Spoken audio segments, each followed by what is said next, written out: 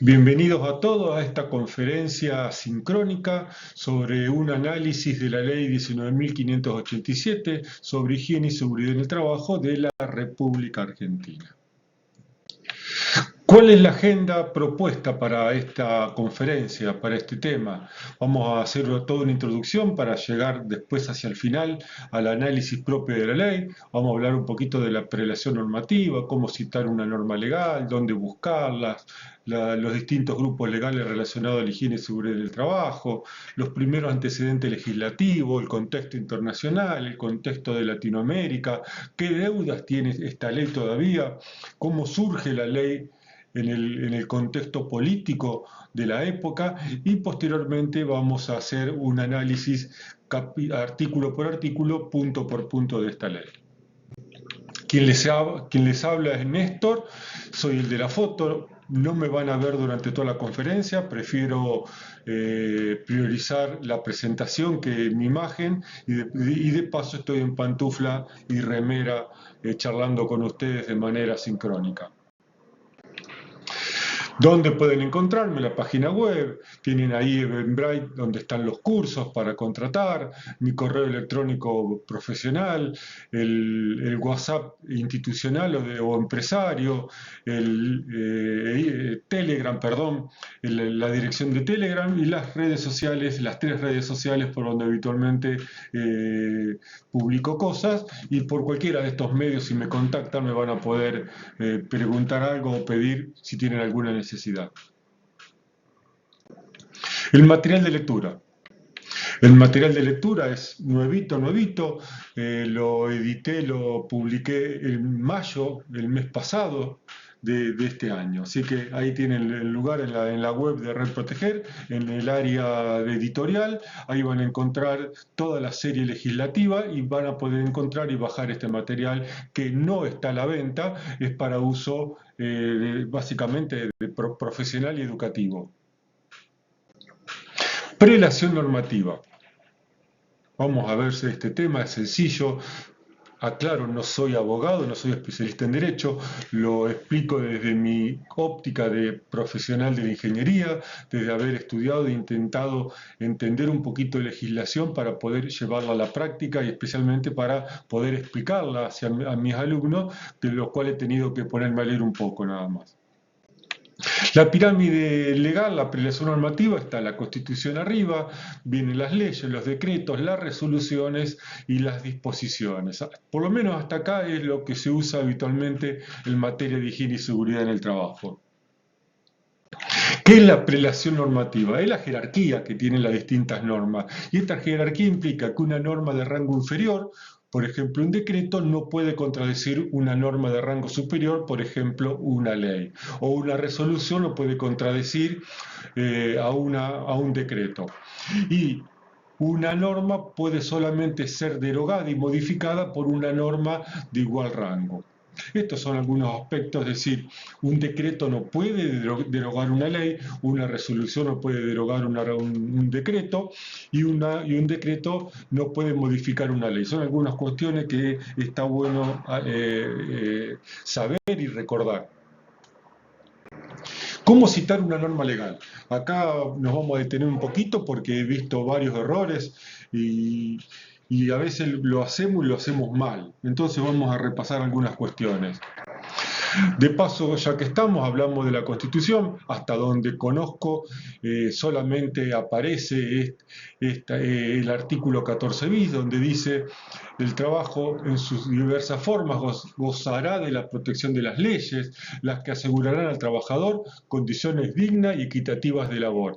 Todo lo que podemos relacionar a la higiene y seguridad del trabajo está en este párrafo del artículo 14 bis de la Constitución. Vamos a las leyes. A las leyes las emite el Congreso, el Poder Legislativo. Su numeración es correlativa. Desde la ley número 1 hasta la actual, la numeración de las leyes es correlativa, por lo tanto, con citar ley y el número de la ley alcanza. Por ejemplo, la ley 19.587, con decir eso ya todo el mundo sabe de qué ley se está hablando o puede buscar en alguna base legal y va a encontrar la ley de higiene y seguridad en el trabajo. No hace falta poner el año de la ley, aunque muchos lo hacen, no está mal, tampoco le agrega valor, porque las leyes son de numeración correlativa. Los decretos los emite el Poder Ejecutivo, a nivel nacional el presidente, a nivel provincial el gobernador, reglamentan normalmente una ley. Para citar un decreto hace falta colocar decreto, el número de decreto y el año en que se emitió ese decreto, porque los decretos empiezan todos los años con el número 1. Por lo tanto, necesito citar el número del decreto y el año en que se emitió. Por ejemplo, el decreto 351/año 79 o 1979. Está mal poner decreto 351 porque todos los años posiblemente nos vayamos a encontrar con un decreto 351. Resoluciones. Las emite los ministros normalmente. Por lo general reglamentan un decreto o parte de un decreto. Y en este caso, como los ministros son muchos y los que pueden emitir resoluciones son muchas personas, entonces necesitamos colocar la resolución, el número de resolución, el año que fue emitida esa resolución y quién le emitió esa resolución. ¿Qué organismo, qué ministro, qué dependencia pública emitió esa resolución? Por ejemplo, la resolución de la Superintendencia de Riesgo del Trabajo, SRT 311 del 2003. Estaría mal colocar SRT 311 porque falte el año, o resolución 311 del año 2003 porque le estaría faltando el emisor. También se puede colocar el nombre completo cuando uno se dirige a un público que normalmente no es propio de la temática que estamos hablando, entonces normalmente también se puede colocar Superintendencia de Riesgo del Trabajo cuando uno trata de hacia un público ya que conoce y que es colega, entonces cuando hablamos de SRT en el ámbito de la seguridad y higiene en el trabajo, ya sabemos de quién estamos hablando. Las disposiciones. Las disposiciones le emite la estructura que está por debajo del ministro. Y por lo general reglamentan una resolución o parte de ella y son más que nada de tipo operativa, son cuestiones muy sencillitas que intentan resolver una cuestión interna de alguna práctica que se necesite llevar adelante. Al igual que la resolución, necesitamos colocar el año, el año y quién le emite. Por ejemplo, la disposición de la Gerencia de Prevención de la Superintendencia de Riesgo del Trabajo, la número 3 del año 2003. Estaría mal estas dos presentaciones que muestro, porque en la primera le estaría faltando el año y en el segundo caso le estaría faltando indicar quién es el emisor. Pregunta, ¿dónde buscar las distintas normativas? Más allá de que podemos ir a una librería o a un kiosco y comprar algún librito relacionado a las normativas vigentes en materia de higiene y seguridad en el trabajo, hay otras opciones. La opción legal y la única que es válida es la del boletín oficial. Entren a la página web boletinoficial.gov.ar y van a aparecer una pantalla de este estilo, que creo que modificó ahora un poco la presentación, pero sigue siendo igual. Van a la primera sección y se van a encontrar con el boletín del día. También pueden buscar los boletines anteriores. Y acá pueden revisar, yo lo hago habitualmente todos los días a la mañana, cuando estoy desayunando, mientras tomo mate, reviso a ver qué novedades hay en la materia que me interesa o alguna norma que me llamó la atención leer o estar al tanto. Acá pueden bajar el boletín oficial completo o pueden bajar la norma, cada norma en particular. Depende de lo justo de cada uno de cómo quieren archivar el material. El boletín oficial es lo único válido a la hora de leer y citar una normativa legal. No importa que diga el libro, no importa que diga el texto que yo les puse para leer, no importa que lo que diga cualquier otra persona, lo único válido en cuanto a la redacción de una norma legal es el boletín oficial. En este caso a nivel nacional es el formato digital. También el boletín oficial tiene una app que pueden bajar y la pueden usar desde el celular. Una página que uso mucho, que no es el boletín oficial, pero que tiene una aplicación muy buena, es Infolec, o también argentina.gov.ar/normativa, que es un buscador de normas que no tiene el sustento legal que tiene el boletín oficial, pero también permite una búsqueda muy amplia de un montón de normativas. Ponen Infolec y les va a aparecer esta pantalla, ponen el tipo de norma, el número y el año, y les va a aparecer, por ejemplo, la que estamos explicando en este momento, la ley 19.587. En este caso, Infolec tiene dos herramientas que son muy importantes a la hora de hacer el seguimiento y las actualizaciones legales, que es vamos a referenciarlo antes que es esta parte que estoy mostrando con el puntero láser. Dice: esta norma modifica o complementa a dos normas, es decir, a qué normas está relacionada la ley 19.587 o a qué normas modifica, si estamos hablando, o sea, para arriba, de la norma hacia arriba. En este caso, como es una ley, no modifica a nada, pero sí se complementa si uno puede entrar a la ley 24.557. Es decir, de la norma hacia arriba, con quién se relaciona y a quién complementa y a quién modifica. Y en la parte inferior, donde estoy mostrando el puntero láser, dice: esta norma es complementada o modificada por 65 normas. Es decir, que acá si yo hago, y podría hacer el clic en este enlace, me va a mostrar las 65 normas que complementan o modifican a la ley 19.587. Y así podemos ir haciendo con cada una de las normas que queremos buscar y encontrar, y tenemos básicamente un sistema que nos permite saber el estado actual de cualquier norma. Legislación relacionada a la seguridad y higiene en el trabajo. Vamos a aclarar algunas cuestiones que seguramente son conocidas, pero no viene de más explicarlo y repasarlo.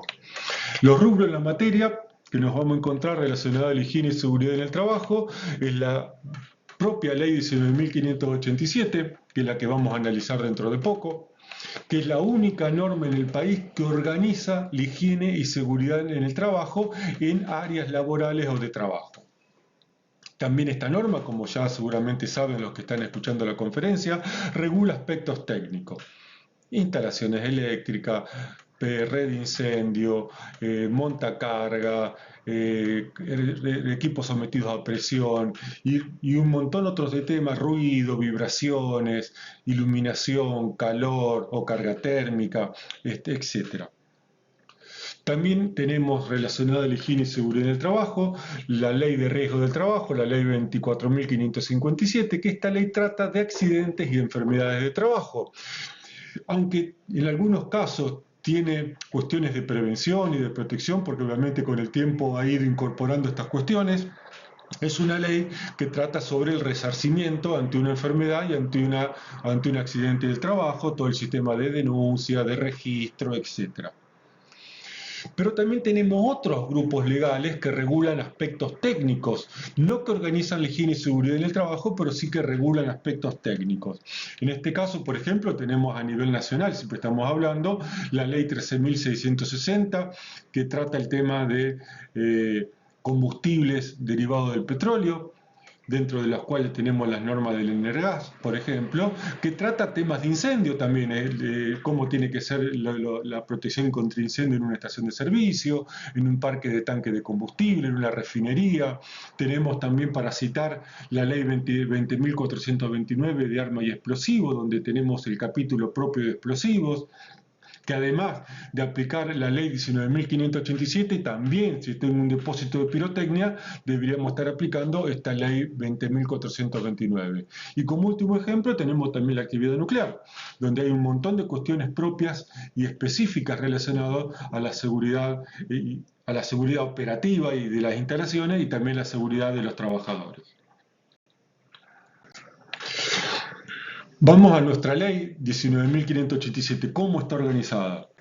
Primero tenemos los ya conocidos reglamentos por actividad, el decreto 351 del 79, que es el reglamento general que aplica a todas las actividades que no tengan un reglamento específico, como la construcción, el agro, minería y televisión por cable. El último reglamento por actividad es del año 2007 y es el de minería. Han pasado muchos años y estamos en un país y con actividades que merecen que tengan su propio reglamento, como por ejemplo el área de salud, la administración pública, la policía o las fuerzas la policía, por ponerle nombre. En la provincia donde estamos también tenemos una gran actividad cerealera y por lo tanto mereceríamos un reglamento propio para esta actividad, y así podríamos citar un montón más de actividades que deberían tener ya después de tantos años un reglamento propio. Pero bueno, estos 5 son los reglamentos que tenemos vigentes por actividad hasta el momento. También tenemos reglamentos y normas por temas. Acá hay un pequeño resumen de lo que tenemos: cancerígeno, amianto, accidentes industriales mayores, PCB, ambiente confinado, elementos de protección personal, regulación de la profesión, autoelevadores, hay un paquete normativo de insalubridad, radiaciones ionizantes y no ionizantes, ergonomía, electricidad, carga térmica, y así podemos encontrar un montón de reglamentos por tema que por lo general aplican a todas las actividades, ¿eh? No son específicos para una actividad, sino que en este caso la mayoría aplican a todas las actividades: construcción, agro, televisión por cable, minería y al decreto 351. Muy bien, nos estamos acercando ya al análisis de la ley. Los primeros antecedentes legislativos. Me llamó la atención cuando leí este tema que el primer antecedente legislativo es de 1904, ¿no? Muy adelantado para la época. Esta es una información que saqué de un material de lectura de Claudio San Juan, un experto en el tema de legislación en materia de trabajo, dentro del cual él trata también los temas de higiene y seguridad del trabajo. Y en 1904 se eleva a la Cámara de Diputados un proyecto de Ley Nacional de Trabajo que en su capítulo 11 trataba condiciones de seguridad del trabajo. Este proyecto nunca tuvo tratamiento, pero está bueno como antecedente saber que a principios del siglo pasado ya teníamos un país donde estaba preocupado por la seguridad de los trabajadores. 1914, el presidente Victorino de la Plaza envía un proyecto de ley, ya algo mucho más específico, sobre seguridad en fábricas y talleres. No fue tratado por el Parlamento, pero fue la base para que después surgiera la ley 9.688 sobre accidentes y enfermedades de trabajo, la cual fue reemplazada por la ley 24.557, allá por el año 1995, que entró en vigencia en el año 1996. Hay muchos más antecedentes normativos, pero estos 3 me parecieron muy llamativos, muy importantes, porque ya datan de una época donde estos temas no se trataban normalmente en cuestiones legales. ¿Cuál fue el contexto internacional en el que surgió la ley 19.587? Hay tres referencias. Uno, la de Estados Unidos en el año 1971, Gran Bretaña en el 1972 y la OIT en el año 1981 con su convenio 155 sobre seguridad y salud en los trabajadores. Como verán, estábamos en el año 72 alineados con los principales países del mundo y con la OIT básicamente. ¿Cuál es el contexto latinoamericano en el que salió, en la época que salió esta ley? Brasil en el año 77, Bolivia en el año 79, Chile en el 68, Paraguay ya un poco más tardío en el año 93 y Uruguay también en el año 88. Desconozco porque no soy un experto en normativa internacional y tampoco me he puesto a investigar el tema. Si estas normativas fueron actualizadas, que seguramente en algunos casos sí, pero está bueno saber que también en América Latina tenemos un paquete normativo que data de bastantes años atrás y donde fue todo más o menos contemporáneo a nuestra legislación. Deudas. Esta ley, a mi criterio, sin ser un experto en derecho, tiene dos deudas importantes a saber.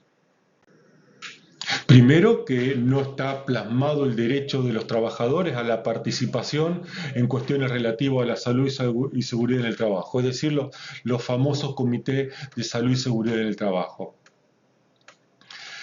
Esto tiene un pequeño indicio en cuestiones muy específicas, por ejemplo, en televisión por cable hace una mención a la obligación de tener comité, después unos años posteriores el decreto de minería tiene un capítulo ya más desarrollado sobre comité mixto y a nivel nacional todavía no tenemos una norma que obligue o le dé el derecho, mejor dicho, a los trabajadores a participar en cuestiones de su salud y seguridad.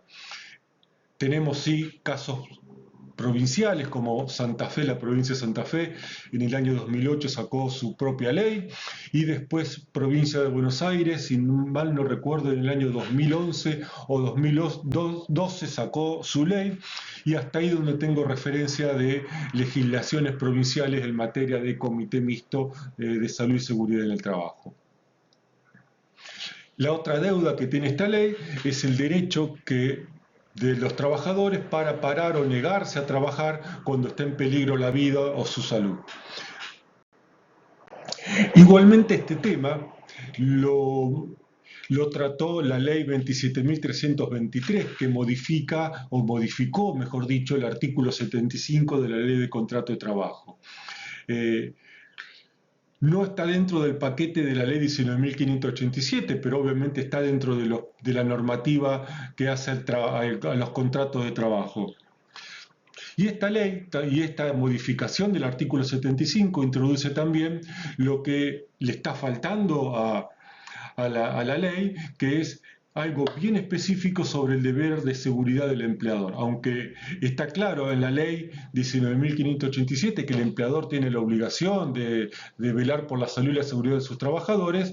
Este artículo es mucho más específico y mucho más concreto.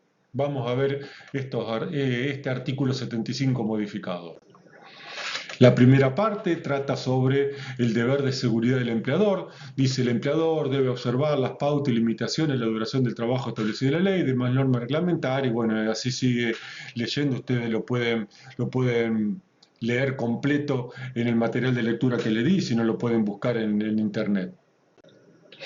Y la segunda parte de este artículo 75 de la Ley del Contrato de Trabajo habla de que el trabajador podrá rehusar la prestación del trabajo sin que en ello le ocasione pérdida o disminución de la remuneración y si el mismo le fuera exigido en transgresión a tales condiciones, y le da esta posibilidad, este derecho al trabajador, complicado de llevar adelante porque siempre el trabajador lleva las de perder en cualquier situación, especialmente donde no tiene un soporte gremial y sindical detrás, pero bueno, tenemos esta deuda al menos parcialmente cubierta. ¿Cómo surge la ley? Es una pregunta importante a responder. Siempre me hice esta pregunta, especialmente teniendo en cuenta que se trataba de una ley que salió en un gobierno militar, en un gobierno no democrático. Una respuesta es la que da Claudio San Juan en uno de sus materiales de lectura, donde dice que esta ley surge como un acuerdo entre la Confederación General del Trabajo, la Confederación General Económica y la Unión Industrial Argentina, los cuales crearon una comisión para poder trabajar y elaborar esta ley. Esta sería la versión más oficial que he encontrado. Después he escuchado 2 veces la versión de que la Argentina para poder participar de una convención de trabajo en la OIT, necesitaba tener y haber cumplido con tener una ley de higiene y seguridad en el trabajo. Obviamente no tengo fundamentos para decir si eso es cierto o no, pero lo escuché 2 veces y también es válido tenerlo en cuenta. Que puede ser que coincida un poquito con esta idea de que después el Estado Nacional crea esta comisión en el Ministerio de Trabajo para elaborar esta ley en pleno gobierno militar. ¿Cuál es el contexto político en que fue creada esta ley? Bien, no es una ley decreto porque estábamos en el año 72, estábamos en plena dictadura militar que se denominó Revolución Argentina. Esta dictadura, este golpe militar derrocó al presidente constitucional Arturo Illia en el año 66 y esta dictadura duró hasta el año 1973. En este caso, los dictadores fueron Onganía. Onganía en el año 68 era presidente cuando ocurrió el accidente en la cancha de River denominado Puerta 12, Livingston hasta el año 71 y Lanusse, que es el que firma esta ley, es presidente del 71 al 73. Como dijimos, es una ley decreto porque no estaba funcionando el Congreso, por lo tanto el que hacía las leyes es el Poder Ejecutivo, que obviamente no puede hacer leyes el Poder Ejecutivo, las hace el Congreso. Fue sancionada el 21 de abril del año 1972, mes y día que se conmemora el Día de la Seguridad y la Salud en el Trabajo en la Argentina. Y acá está la introducción que dice en uso de las atribuciones conferidas por el artículo 5 del Estatuto de la Revolución Argentina. El presidente de la Nación Argentina sanciona y promulga con fuerza de ley. Obviamente queda claro que se trata de una ley decreto, de un decreto ley, que le vamos a llamar ley y vamos a obviar de acá en adelante el término decreto. A esta ley la firma el presidente de facto en su momento, Alejandro Agustín Lanusse. Con esto terminamos una introducción respecto a la ley 19.587. Vamos ahora a analizar 10 artículos. La ley tiene 13 artículos, son 10 que pueden decir. Hay 3 artículos que son de forma y son 10 del 1 al 10, son los que podemos decir que podemos aplicar en la práctica cotidiana. El artículo 1 tiene 2 párrafos. El párrafo primero define el marco geográfico, es decir, en qué parte del territorio aplica, y el párrafo número 2 habla y define a quién aplica esta ley, lo que me pareció correcto llamar el marco laboral, el marco institucional de la ley. ¿A qué instituciones va dirigida esta ley? El artículo 1, párrafo 1, dice: las condiciones de higiene y seguridad en el trabajo se ajustarán en todo el territorio de la República Argentina, esto es, Estado Nacional, estados provinciales y municipios o comunas. Y esta idea fue ratificada por el Pacto Federal del año 90 y pico, 92 creo que, si mal no recuerdo, de la Ley 25.212, dado que las cuestiones de trabajo no fueron delegadas al Estado Nacional cuando se creó la República Argentina. Por lo tanto, después se creó este pacto federal donde hoy en día tenemos un solo paquete legal que aplica a todo el país en materia laboral, tanto sea de contrato de trabajo o de higiene y seguridad en el trabajo. El segundo párrafo, que es el contexto más práctico, dice: sus disposiciones se aplicarán a todos. Y lo que siempre le explico a mis alumnos: todos son todos, todos no dejan nada fuera. Dice: todos los establecimientos. La idea de establecimiento es el concepto de fábrica, de edificio, unidad técnica, sucursal, planta, a diferencia de la explotación, que la explotación, como la explotación, por ejemplo, agrícola, no tiene edificio. La explotación obtiene un recurso de una fuente, como por ejemplo el agro, la minería, una cantera de piedra o la explotación arenera.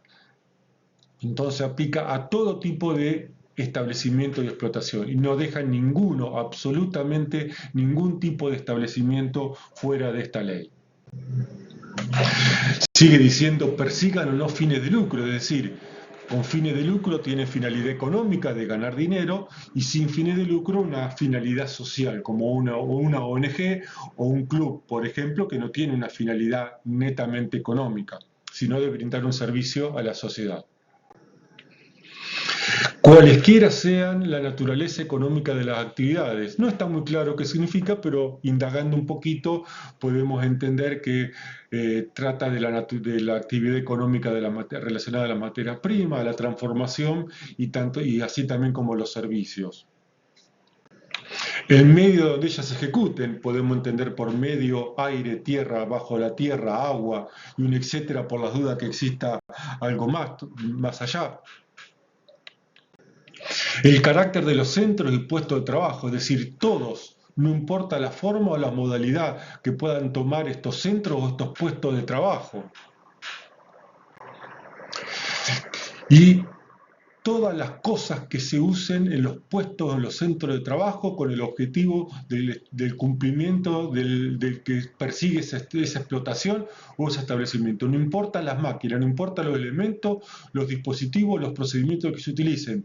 Todos esos procedimientos, todas esas máquinas también lo hace merecedor del cumplimiento de la Ley de Higiene y Seguridad en el Trabajo. Acá tenemos un bosquejo de lo que es el artículo 1.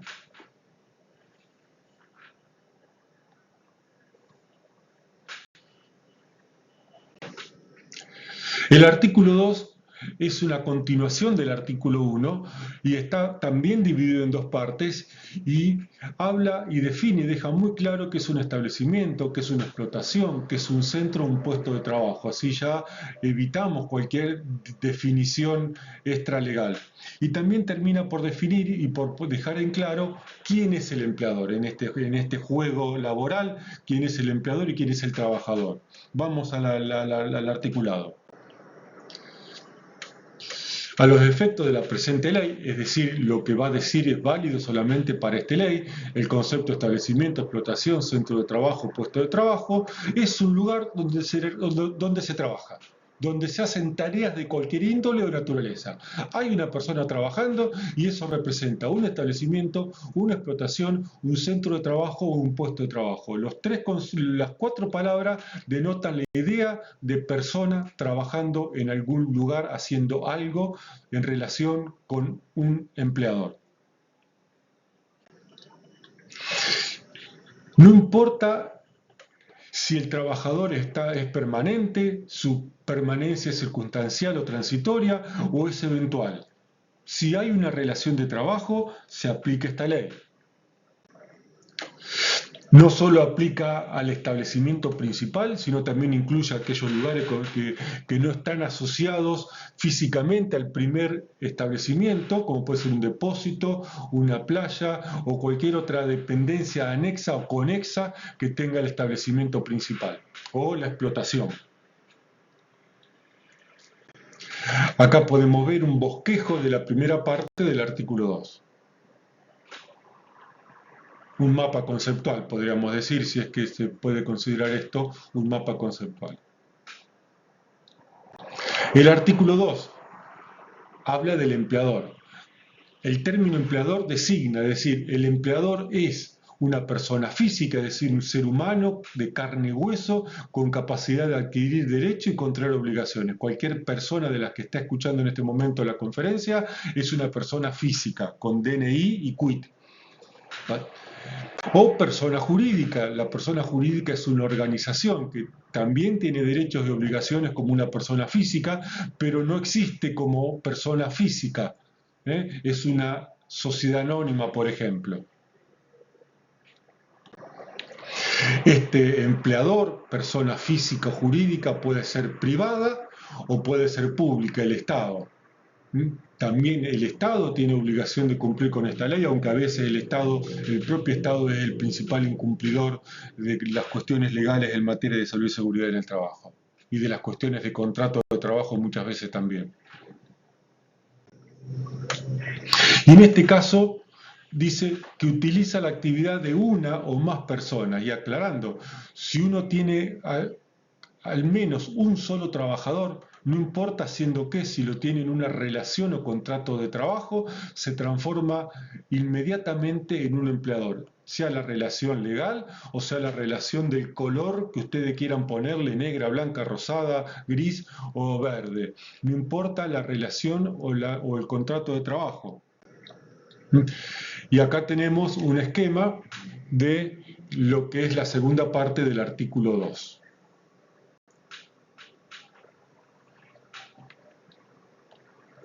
Artículo 3. El artículo 3 habla de algo muy importante, que es la responsabilidad solidaria. Especialmente esto va destinado a aquellas empresas que subcontratan trabajos o tareas hacia terceras empresas. Vamos a explicar esto para que es nuevo en este tema. Cuando la prestación de trabajo se ejecute por tercero, ¿qué significa? ¿Quién es el tercero? Vamos a dejar claro esta idea. Vamos hacia el siguiente esquema. El principal, que es el primero, es el empleador de la empresa A, llamado empleador A. Este empleador A mantiene una relación de trabajo o contrato de trabajo con su empleado A o su trabajador A, lo cual es el segundo. El primero es el empleador A, el segundo es el empleado A. Ahora bien, esta empresa, este empleador A, contrata a otra empresa para hacer limpieza, para hacer la vigilancia, para hacer un mantenimiento a una máquina o para prestar algún servicio, y por lo tanto contrata al empleador B. El empleador A contrata al empleador B para desarrollar una tarea o un servicio dentro de las instalaciones del empleador A. Por lo tanto, el empleador B va a ser el principal B. Para ejecutar el trabajo encomendado por el empleador A, el empleador B va a tener que contratar trabajadores. Y el empleador B va a contratar al empleado B, al trabajador B, que va a ser el segundo de B. Estamos repitiendo el esquema de la empresa A para la empresa B. Ahora bien, este segundo de B, el empleado de la empresa B, no trabaja en las instalaciones del empleado B, sino que va a mantener una relación de trabajo con el empleador A. Es decir, este trabajador contratado por el empleador B es el tercero en la relación, en relación al empleador principal o al empleador A. Es decir, el que va a hacer el trabajo no va a ser el empleador B, sino va a ser su trabajador, que va a mantener una relación de tercero por intermedio de otra empresa dentro de sus instalaciones. No solo se trata de cuestiones de lugar de trabajo, sino, como dice acá, o con elementos dispositivos por el suministrado. Es decir, también involucra no solo el establecimiento, el centro, el puesto de trabajo del dador principal, es decir, de A, sino también a sus máquinas y equipos con que el tercero está trabajando. Este se refiere al dador principal, al que en el ejemplo anterior llamamos el empleador A, y termina diciendo será solidariamente responsable, es decir, a ambos empleadores, el empleador A, donde se va a ejecutar el trabajo, el empleador B es el que contrata el empleador A para hacer el trabajo en concreto, ambos son responsables legales de velar por la vida y la salud de ese trabajador tercerizado, de ese tercero en la relación, no solo en cuestiones de salud y seguridad, sino también en cuestiones de todo el derecho laboral. Artículo 4, uno de los principales artículos de la ley, que trata de los objetivos que persigue la ley.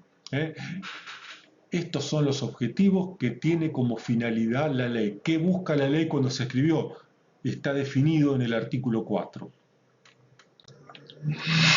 Y dice objeto, no objeto como cosa, sino objeto como fin, como propósito, como intención, como objetivo.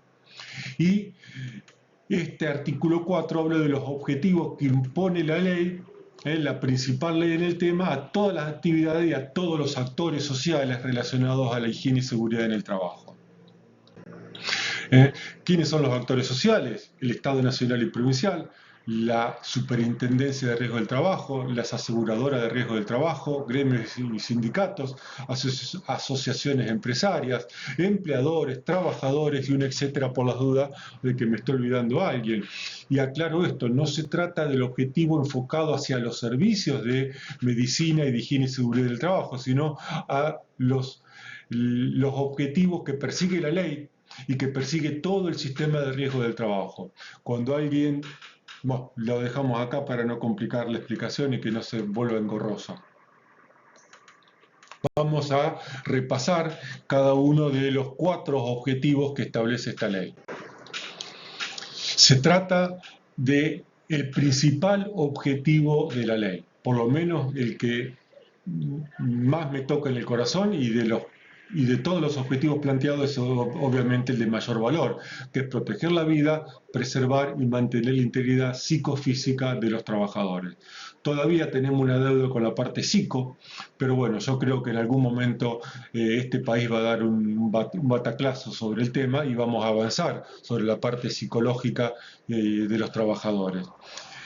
Me gusta leer este artículo e interpretarlo de atrás hacia adelante. No sé si tendrá alguna validez legal, pero sí tiene a mi corazón, le hace bien leerlo de atrás hacia adelante y tiene un valor moral muy importante. Y cuando lo leo de atrás hacia adelante a mis alumnos les digo, para proteger la vida y la salud de los trabajadores, haz cualquier cosa. Y esta es la interpretación que yo le doy a este objetivo que tiene la ley de higiene y seguridad del trabajo. Haz cualquier cosa para proteger la vida y la salud de los trabajadores. No te quedes con lo que dice la ley, no te quedes con lo limitado que de la ley, lo limitado del decreto, que siempre la legislación y la normativa siempre va a tener limitaciones, siempre va a tener errores y cosas que le van a estar faltando. Por lo tanto, está en nosotros hacer cualquier cosa para proteger la vida y la salud de los trabajadores. El otro inciso, el B, no necesariamente establece un orden de prioridad o de importancia. Dice prevenir, reducir, eliminar, aislar los riesgos. En realidad estamos hablando de los peligros. Recordemos que estamos en el año 72 pensando. Por último, yo dije, uy, qué error, yo dije 4 incisos, son 3, perdón. Y por último, también tenemos como una falta en este, aunque no es muy específico, estimular y desarrollar una actitud positiva respecto a la prevención de los accidentes y enfermedades. Yo creo que algo se está haciendo con respecto a esto, que está incluido en montones de prácticas laborales y de normativas, pero obviamente es muy inespecífico y no es fácil buscar dónde está aplicado este objetivo. Artículo 5, artículo controversial si los hay. El artículo 5 habla de la ejecución de la ley y el artículo 5 no está destinado a los trabajadores, no está destinado al empleador, no está destinado a un gremio, está destinado al Poder Ejecutivo. Vamos a ver esta explicación. Dice, a los fines de la aplicación de esta ley, de la puesta en práctica de esta ley, considérese como básico los siguientes principios y métodos de ejecución. Y la pregunta es, ¿quién ejecuta las leyes? ¿Quién las aplica a las leyes? Y si nos vamos a la Constitución Nacional, el artículo 99, que habla de las atribuciones del Poder Ejecutivo, en el punto 2 del artículo 99, habla de que el que ejecuta las leyes de la nación es el presidente de la nación. Por lo tanto, este artículo 5 va destinado al Poder Ejecutivo, va destinado a las cosas que el Poder Legislativo le dice al Poder Ejecutivo qué tiene que hacer para cumplir con el objetivo del artículo número 4. Esa es un poco la redacción que al menos veo yo que tiene este artículo 5. Vamos a analizar los distintos incisos que tiene este artículo 5. Creación de servicios, bueno, está cumplido en todos los reglamentos, salvo en el agro. El agro, el decreto 617 del año 97, es el único que todavía tiene deuda respecto de este tema. Bueno, hay un montón de reglamentos por temas. nos faltan, somos un país con mucha normativa, aunque podemos decir que también está faltando mucha otra normativa, ¿no? Acá tenemos un listadito que no está completo de todos los temas que tocan la normativa que ha emitido la Superintendencia de Riesgos del Trabajo y el Ministerio de Trabajo relacionada. El C, reglamentos por actividad. Tenemos construcción, agro, televisión por cable y minería. Como dije en un principio, son poquitos. El último, el del año 2007. Pasaron ya más de 15 años del último reglamento y un país que creo que se merece que otras actividades laborales tengan su propio reglamento para poder ser más aplicable la normativa y menos engorrosa y menos discutible a la hora de llevarlo adelante. Tenemos nuestros 5 reglamentos, el general, la construcción, el agro, televisión por cable y minería. Poquitos para el país que tenemos. Bueno, de todos estos términos, de todas estas necesidades que habla la ley, hasta donde conozco, solamente tenemos reglamentado ambientes insalubres, decreto 434 del año 2002. El resto no puedo decir que no, pero no conozco al menos que esté reglamentado actividad penosa, riesgosa, determinante de vejez o agotamiento prematuro. Aunque sí podemos decir que están todas relacionadas a los ambientes insalubres. O sea que si tenemos reglamentados los ambientes insalubres, podemos concluir que el resto de las cuestiones también pueden estar incorporadas. Bueno, esto es lo que nos está faltando. Muchas normas carecen de definiciones y esto es un problema a la hora de trabajar. Así que bueno, es una deuda que le falta un diccionario o por lo menos que las normas salgan con un diccionario propio para evitarnos problemas a la hora de llevarlas a la práctica. Estos dos incisos, el F y el G, están cumplidos en la Ley de Riesgo del Trabajo. Al menos hasta después del año 96 esto se está haciendo. No puedo hablar del 72 al año 96, pero del año 96 a la fecha, el país lleva estadísticas e investiga factores determinantes de accidentes y enfermedades. Se puede encontrar esta información en la página de la Superintendencia de Riesgo del Trabajo y tiene mucha información y actualizada sobre estas cuestiones. Lo más aproximado que encontré a esta temática es la resolución de trabajo infantil y adolescente, que es la resolución del Ministerio de Trabajo, la 523 del año 2013. Desconozco si hay, no quiere decir que no haya, si hay normativas respecto del resto de las cuestiones que trata el inciso H. Bueno, este es un inciso que podemos concluir que está incorporado en las distintas normativas y reglamentos que han salido a lo largo de los años. No hay demasiado, por lo menos hasta donde entiendo del tema, en cuanto a selección de características orientadoras para seleccionar personal. Solamente están los exámenes preocupacionales hasta ahora.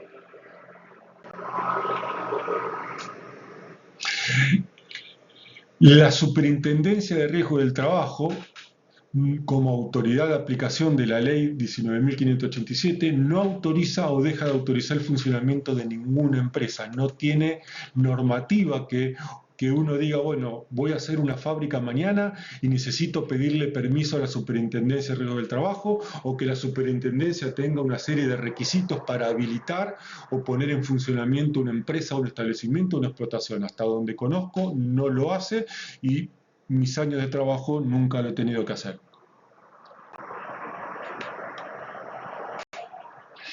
Esto, bueno, la Argentina ha ido avanzando en materia de aplicación de normas internacionales a nuestra propia normativa. Cancerígenos y accidentes industriales mayores son dos de los ejemplos que podemos citar.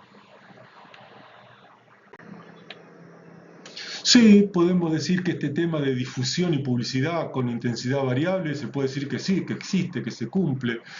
no podemos saber si, o por lo menos no puedo decirle si está adecuado o no está adecuado, si es poco, si es mucho, si falta o no falta, pero que se hace publicidad y difusión, es cierto que se hace.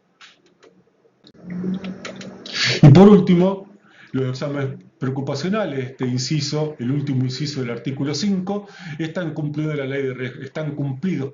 la ley de riesgo del trabajo. Así que fíjense que estamos mencionando todos tareas que el poder legislativo, que en ese caso no existía porque era un gobierno dictatorial, no democrático, pero la figura sí lo toma, le impone al Poder Ejecutivo. El artículo 5, como te acabo de terminar de explicar, es un artículo donde va destinado al Poder Ejecutivo, a la autoridad de aplicación, que es la Superintendencia de Riesgo del Trabajo, a partir del año 1996.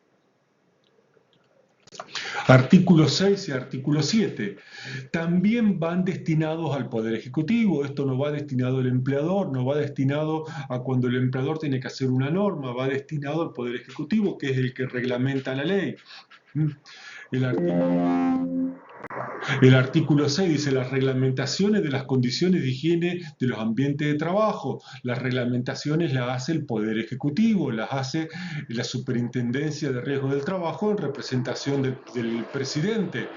Y el artículo 6 dice qué característica tiene que tener esta norma cuando trate una norma cuestiones de higiene de los ambientes de trabajo. Hoy podemos decir la cuestión de la salud ocupacional. Y el artículo 7 habla de lo mismo, las reglamentaciones de las condiciones de seguridad en el trabajo deberán considerar primordialmente. Cuando el Estado, el Poder Ejecutivo, emite una normativa que tiene que tener en cuenta condiciones de seguridad, va a tener que tener o repasar estos incisos del artículo 7. Artículo 8 y 9. Acá caemos a el empleador. Son dos artículos, son obligaciones que el Poder Ejecutivo, que la ley le impone al empleador.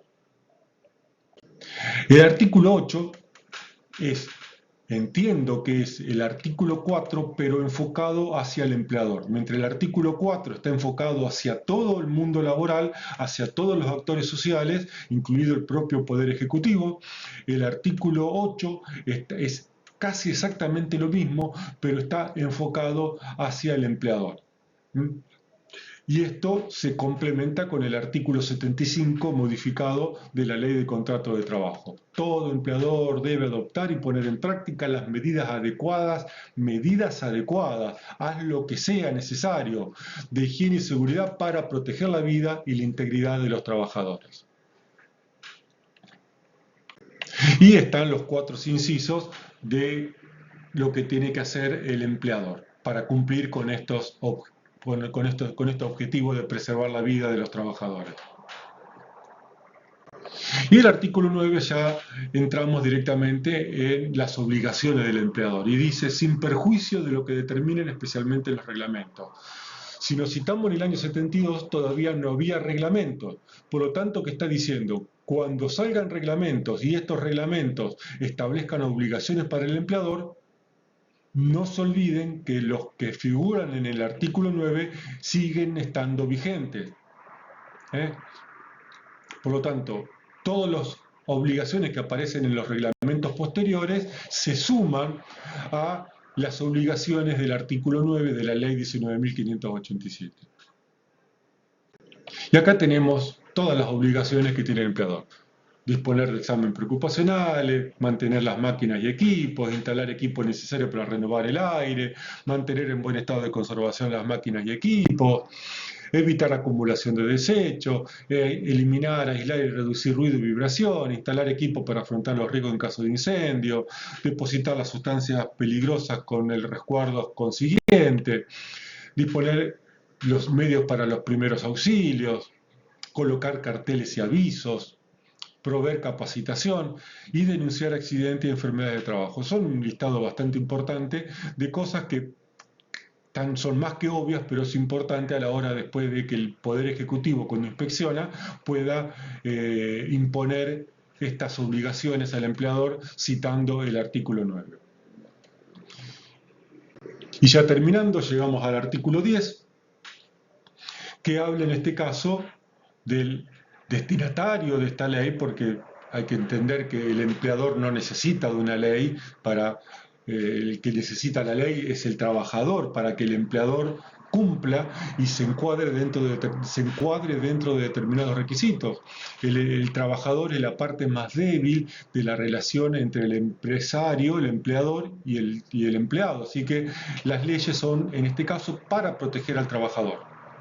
Aunque, como dijimos hace un rato, están faltando un par de derechitos de derecho como para completar esta ley, que es una ley muy básica, muy directa y que da amplias atribuciones al Poder Ejecutivo, amplias posibilidades de hacer cosas al Poder Ejecutivo, básicamente. Bien, obligaciones de los trabajadores.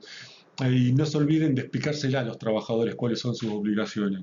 Que por más que sean trabajadores, que cobren poco y no están exentos de tener obligaciones legales en materia de salud y seguridad en el trabajo. Dice lo mismo que el artículo 9, sin perjuicio de lo que determinen especialmente los reglamentos, es decir, lo que a posterior van a decir los reglamentos que salieron después del año 72, también se van a tener que sumar a estas obligaciones que cita el artículo 10. Y esto que para un trabajador es muy importante entenderlo. Cumplir con las normas de higiene y seguridad y con las recomendaciones que se le formulen. Para el trabajador, las normas, los reglamentos, las instrucciones son parte de sus obligaciones, son parte del cumplimiento legal que le cae como frenar en un cruce, no parar con luz roja, determinadas cuestiones relativas a la velocidad, al estado de los vehículos, etcétera. Estas normas internas de las empresas, obviamente cuando el trabajador se les ha informado, capacitado, se le da los recursos y tiene la disposición de la empresa para llevarlo adelante, el trabajador es responsable de llevar adelante y de cumplir con estas recomendaciones y normas internas, como le llamamos en la práctica laboral concreta. Someterse a los exámenes médicos, el trabajador no puede negarse a un examen médico preventivo o periódico y también debe cumplir con las prescripciones y con las indicaciones. Hasta donde recuerdo del tema, hasta donde tengo entendido, si el trabajador se negara a seguir con una prescripción médica, podría perder las prestaciones dinerarias hasta tanto haga caso al médico, como decimos habitualmente. Por último, un cartel tiene un valor y una importancia que a veces es que hemos perdido el valor que tiene, porque el cartel por sí solo indica una obligación, indica un peligro, me indica qué hacer o qué no hacer. La sola presencia del cartel que dice prohibido fumar ya es suficiente como para que el que lo está viendo no fume sin más explicación que el propio cartel. Obviamente un cartel que esté hecho de forma que cumpla con las normativas y con las técnicas y con las buenas prácticas de cómo debe ser un cartel. El cartel me evita un montón de capacitación, me evita un montón de información hacia el trabajador y me permite que la indicación esté siempre permanente previo al trabajo. Y por último, el trabajador debe colaborar en la organización y dictados de cursos de capacitación y formación. Si nosotros como especialistas en higiene y seguridad en el trabajo, por ejemplo, queremos citar y sumar a la capacitación de uso seguro o seguridad en el uso de autoelevador, yo puedo citar a un chofer un operario de autoelevador, un chofer de autoelevador, un chofer de grúa, para que dé la parte práctica, para que dé cómo se maneja los comandos y las funciones del equipo, mientras que los de higiene y seguridad podemos ir aportando las cuestiones relativas a la seguridad de lo que el trabajador está explicando como su práctica cotidiana diaria. Por último, tiene obligación de asistir a los cursos de capacitación que se le dicten. El trabajador no puede negarse. Obviamente, primero requiere el permiso de su jefatura, de su jefe, supervisor, capataz, pero no, si tiene el permiso y le dieron la orden de ir, tiene la obligación de asistir. Pero en horarios de labor. La obligación de asistir es en horario de labor. Fuera de la jornada laboral, obviamente el trabajador no está obligado a asistir, Y si asiste, debe percibir las horas extra como si hubiera trabajado, porque capacitarse es parte del trabajo. Hemos concluido con esta conferencia sincrónica sobre el análisis de la Ley Nacional 19.587. Espero que lo hayan disfrutado, que le haya sido de utilidad, que Dios los bendiga y a su disposición para lo que necesiten.